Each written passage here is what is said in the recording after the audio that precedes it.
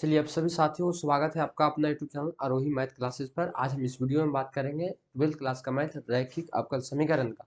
आपको मालूम है कि रैखिक अवकल समीकरण किसको कहते हैं। रैखिक अवकल समीकरण उस अवकल समीकरण को कहा जाता है जिसमें dy बटा dx का पावर कितना होता है, एक होता है। मतलब एक घात और एक कोटि वाले जब अवकल समीकरण शामिल होते हैं, अवकल समीकरण में अवकल शामिल होता है तो उसको हम कहते हैं रैखिक अवकल समीकरण।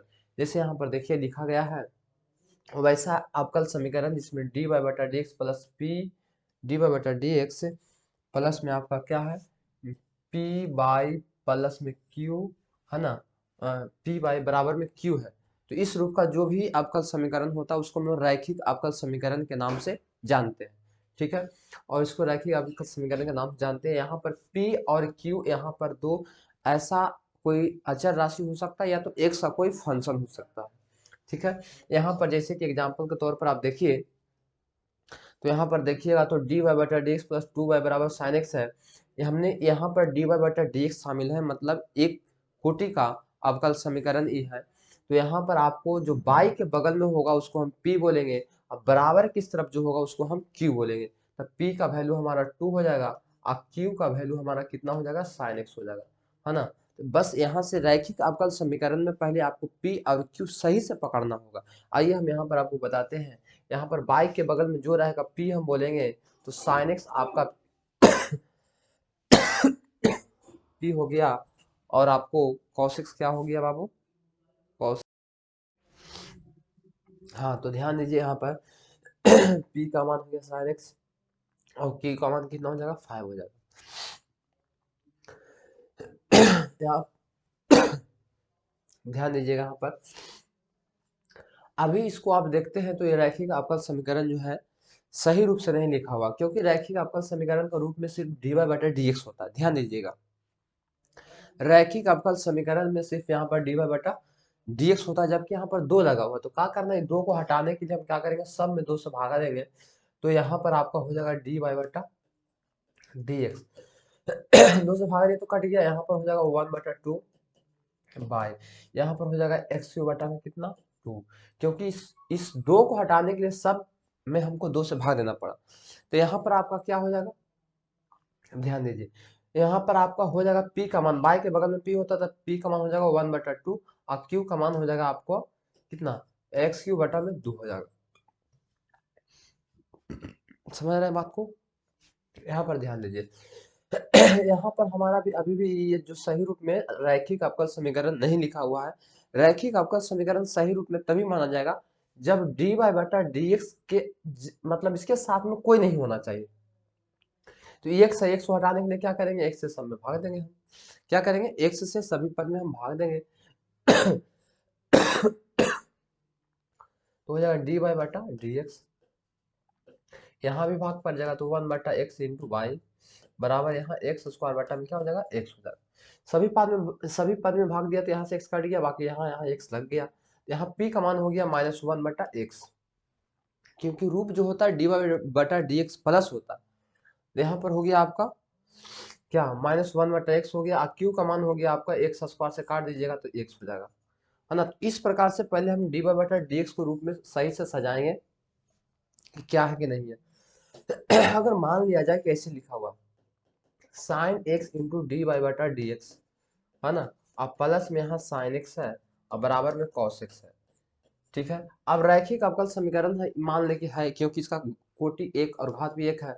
यहाँ से सब हटना चाहिए तभी आपका जो है और फिर यहाँ पर बाई होगा। तो सभी हटाने के लिए साइन से सब में भाग देंगे तो यहाँ हो जाएगा डी वाई बटा डी एक्स, भाग देंगे तो ये कट जाएगा, यहाँ साइन से साइन कट जाएगा तो यहाँ सिर्फ बच जाएगा बाय बराबर में यहाँ हो जाएगा कॉस एक्स बटा में क्या, साइन एक्स, है ना। इसको आप कॉट एक्स भी लिख सकते हैं। जब p का मान आपसे पूछेगा तो कुछ ना तो एक जरूर हो जाएगा और q का मान पूछेगा तो कॉस बटा साइन क्या बताइएगा, कॉट एक्स बताइएगा।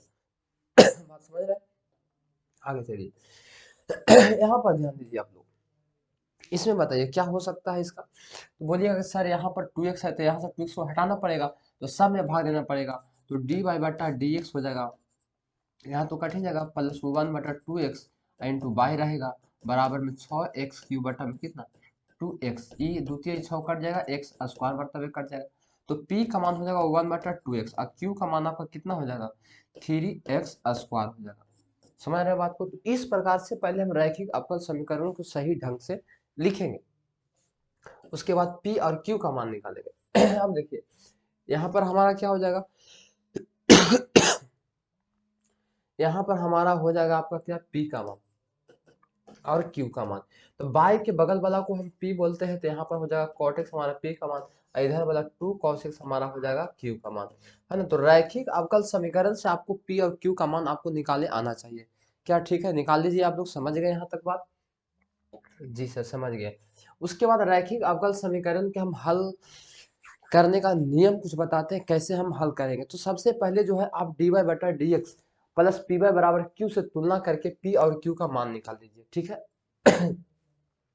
निकाल लेते हैं। उसके बाद समाकलन गुणांक, देखिए ई जो है आपको बहुत ज्यादा VBI है, और यह आपके एग्जाम में कम से कम ऑब्जेक्टिव में ही तो रहबे करता है ना। ऑब्जेक्टिव क्वेश्चन में कि फलना समीकरण का आपको समाकलन गुणांक निकालना है, तो ई आपको सीखना पड़ेगा। इसके बाद समाकलन गुणांक इंटीग्रेटिंग फैक्टर जिसको कहते हैं, शॉर्ट में IF कहते हैं। समाकलन गुणांक को शॉर्ट में क्या कहते हैं, IF कहते हैं। और IF का फॉर्मूला होता है e के पावर इंटीग्रेशन p dx। क्या होता है, IF बराबर समाकलन गुणांक बराबर e के पावर p dx होता है, ठीक है। और इसके बाद जो है रैखिक अवकल समीकरण के हल सूत्र लगाते हैं, क्या है, बाई गुना IF जो निकलेगा अब बराबर Q Guna IF dx plus में C, बाई गुना IF और बराबर इंटीग्रेशन हुआ Q से IF में गुना करेंगे, जो अभी Q हम निकाल रहे थे यहाँ से Q। उसके बाद फिर IF से गुना करके इंटीग्रेशन करेंगे, अब प्लस में C रहेगा। एक महत्वपूर्ण फार्मूला यहाँ पर है जो आपको इंटीग्रेटिंग फैक्टर निकालने में, मतलब समाकलन गुणांक निकालने में आपको बहुत ज्यादा काम करेगा। ये फार्मूला क्या है, e के पावर अगर लॉग में कोई फंक्शन है, e के पावर अगर लॉग में कोई फंक्शन है, तो डायरेक्ट आपका मान इसका क्या होगा, fx होगा। e के पावर लॉग fx है बराबर fx, जैसे e के पावर लॉग साइन x है ना, इसका वैल्यू कितना होगा, तो डायरेक्ट इसका वैल्यू कितना होगा, साइन x मान इसका होगा। अगर मैं आपसे पूछूं कि e के पावर लॉग x है, इसका वैल्यू कितना होगा, तो सिर्फ x आ जाएगा यहाँ पे, इसका वैल्यू कितना होगा, x होगा। बोलिए आपको पता चल रहा है कि नहीं चल रहा है। e के पावर लॉग, यहाँ पर मान ले कि sec x है, तो इसका वैल्यू कितना होगा बताइए, इसका वैल्यू सिर्फ हो जाएगा sec x। क्या हो जाएगा, sec x। जो यहाँ पर लॉग के बाद जो फंक्शन रहता है डायरेक्ट हमारा मान वही हो जाता है। और अगर माइनस में है तो यह आपको बटा में हो जाएगा, किस में हो जाएगा, लॉग माइनस e के पावर माइनस लॉग fx है, तो 1 बटा इतना हो जाएगा। आइए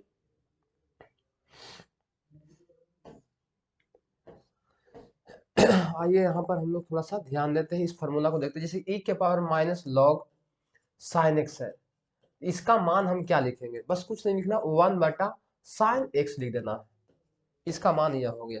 क्या आपको समझ में आया। e के पावर माइनस लॉग x है, इसका क्या मान होगा, बस कुछ नहीं लिखना, जब लॉग माइनस में रहे तो 1 बटा नीचे वाला आके इसको लिख देना है। चलिए अब देखिए e के पावर लॉग tan x है, मान लिया जाए ऐसा है, तो क्या हम लिखेंगे, सिर्फ tan x हो जाएगा, ठीक है। लेकिन अगर यही e के power minus log tan x रहता, तब इसको हम क्या लिखते, ये लिखा था 1 बटा tan x। बोलिए समझ रहे हैं कि नहीं समझ रहे। ये आपको अब काम करेगा समाकलन गुणांक निकालने में।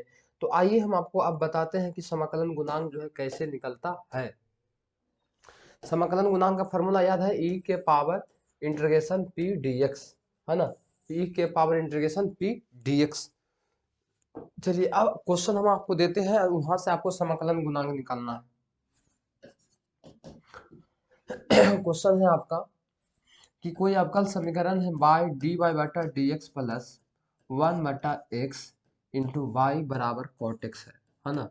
अब यहाँ से आपको निकालना है समाकलन, इतना का समाकलन गुणांक निकालना, समाकलन गुणांक निकालना है। कैसे निकलेगा समाकलन गुणांक बताइए। कुछ नहीं करना, सबसे पहले आपको क्या करना है, फंक्शन में जाना है, यहाँ से p का मान और q का मान निकाल लेना है। p का मान हो गया 1 बटा x, क्योंकि बाय के बगल में जो रहता है उसको हम p का वैल्यू कहते हैं, बराबर कुछ तरफ वाला को q का मान कहते हैं, तो q हो गया cot x। समाकलन गुणांक को हम लोग IF लिखते हैं, और IF मतलब क्या होता है, इंटीग्रेटिंग फैक्टर, इसका फॉर्मूला होता है e के पावर इंटीग्रेशन p dx, ठीक है। और e के पावर इंटीग्रेशन p का मान कितना है, 1 बटा x है और dx है, मतलब 1/x का इंटीग्रेशन कितना होगा आपको मालूम करना है, तो log x होगा। अब अभी हमने बताया log के बाद जो रहता है वो आंसर होता है, तो यहाँ पर आपको कितना हो जाएगा, x हो जाएगा। तो समाकलन गुणांक कितना हो गया, x हो गया। बोलिए समझ में आया कि नहीं आया? अगर आया तो बोलिए वृंदावन बिहारी लाल की जय। और यहाँ पर अगला क्वेश्चन की तैयारी, dy/dx है और प्लस में आपको यहाँ पर दे दिया, मान लिया जाए कि दे दिया x² इंटू में दे दिया y, अब बराबर में बोला कि यहाँ पर 6x³ है। इसका आपको समाकलन गुणांक बताना है, तो कैसे बताइएगा? यहाँ पर आपको क्या लेना है, सबसे पहले तो p का वैल्यू आपका x² हो जाएगा, क्योंकि y के बगल वाला को p बोलते हैं, q वाला 6x। हालांकि समाकलन गुणांक निकालने में हम लोग को q का कोई जरूरत नहीं है, तो पर भी यहाँ पर हम लिख देते हैं। और समाकलन गुणांक को हम if से, और इसका फॉर्मूला क्या है, e के पावर इंटीग्रेशन p dx है ना। e के पावर इंटीग्रेशन p का मान कितना है, x² है और dx है। आपको मालूम होगा कि e के पावर जो है आपको x² का इंटीग्रेशन x³ बटा में कितना होता है, 3 होता है। चलिए आपका ये होगा, इसका मान अब कुछ नहीं होगा, बस e के पावर x³ बटा 3 ही होगा। बोलिए बात समझ में आ रहा है कि नहीं आ रहा आप लोगों को? आ रहा है समझ में? चलिए अब एक क्वेश्चन मैं आपके देता हूँ और पूछता हूँ कि बताइए इसका मान क्या होगा। अगर आपके पास समीकरण है आपके पास समीकरण है dy/dx और प्लस में 1/2x into d y, sorry dy कहाँ से रहेगा, y बराबर में cos x है, और इसका आपका बताना है कि क्या होगा समाकलन गुणांक। इसका समाकलन गुणांक क्या होगा, बहुत इजी क्वेश्चन है। तो आप कहिएगा सर इसका समाकलन गुणांक कुछ नहीं, p का मान तो 1/2x हो गया सर, ठीक है, और q का मान हमारा cos x हो गया। समाकलन गुणांक को हम if से सूचित करते हैं सर, और if का फॉर्मूला होता है e के पावर इंटीग्रेशन p dx होता है। जी सर हो गया सर, बहुत बढ़िया। अब क्या करना है सर, कुछ नहीं करना, e के पावर इंटीग्रेशन p का मान कितना है, 1/2x है ना, dx है। यहाँ पर 1/2 जो कांस्टेंट है, तो 1/2 तो यहाँ पर देखिए e के पावर 1/2 तो बाहर हो जाएगा, लेकिन 1/x dx आपका हो जाएगा। और यहाँ पर आपको e के पावर 1/2 तो बाहर रहबे करेगा, लेकिन 1/x का इंटीग्रेशन क्या होता है, log x होता है। अब यहाँ से थोड़ा सा आपको ध्यान देना, देखिए यहाँ से ध्यान देना है, e के पावर log अगर x है तो आपने फॉर्मूला पढ़ा होगा log का, कि log m के पावर n है, तो पावर वाला आगे जाता है n log m लिखाता है। तो जरूरत पड़े तो इसको हम ऐसे लिख सकते हैं, आगे वाला को पावर चढ़ा के लिख सकते हैं, तो आगे जो यहाँ 1/2 है वो जाके पावर चढ़ जाएगा 1/2। और अभी हमने बताया कि log के साथ में जो भी रहता है वो बाहर मुंह ही फेंकाता है, यानी आपका फेंका जाएगा x के पावर 1/2, 1/2 को क्या बोल सकते हैं, √x। तो इस प्रकार से हम लोग समाकलन गुणांक निकालते हैं, ठीक है। क्या आप लोगों को समाकलन गुणांक निकालने के लिए आ गया? समाकलन गुणांक आप लोग अब निकाल लीजिएगा, बताइए यस या नो, जल्दी बताइए आप लोग।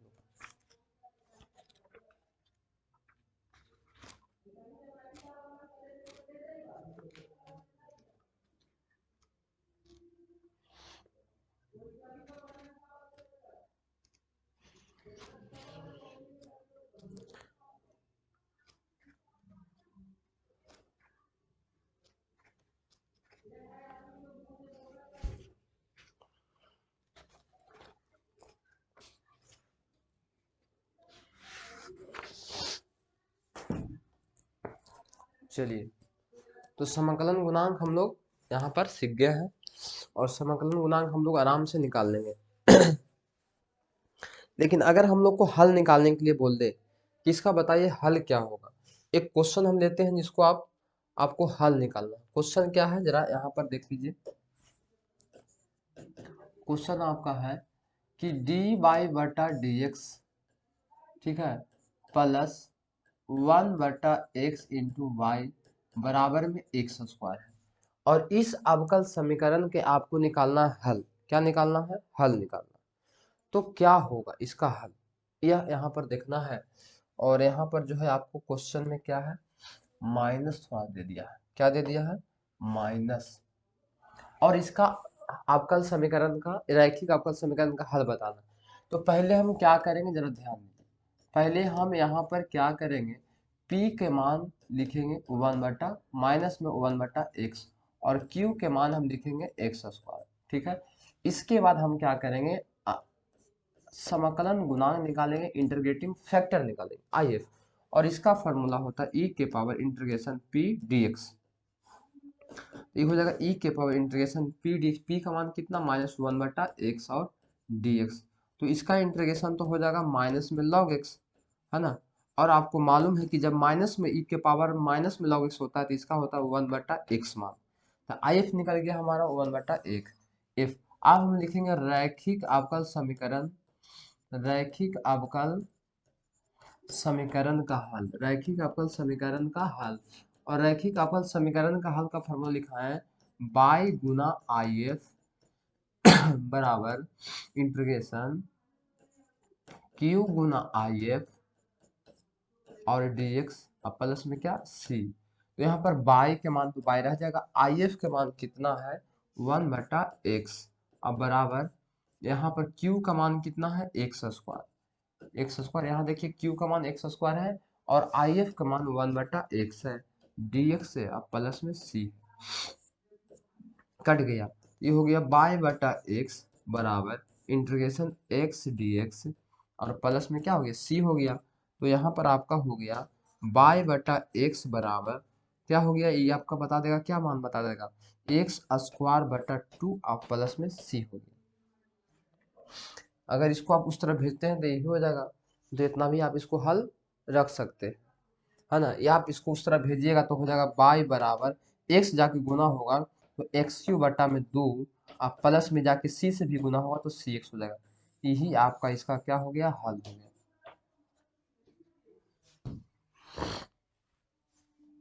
समझ रहे, रैखिक अवकल समीकरण का हल हो गया। तो रैखिक अवकल समीकरण का हल निकालना कोई बड़ी बात नहीं है। उम्मीद करते हैं कि आपको समझ में इतना जरूर आया होगा। उतारिए इसको, उसके बाद फिर हम अगला क्वेश्चन लेते हैं। फटाफट इसको आप उतारिए तो।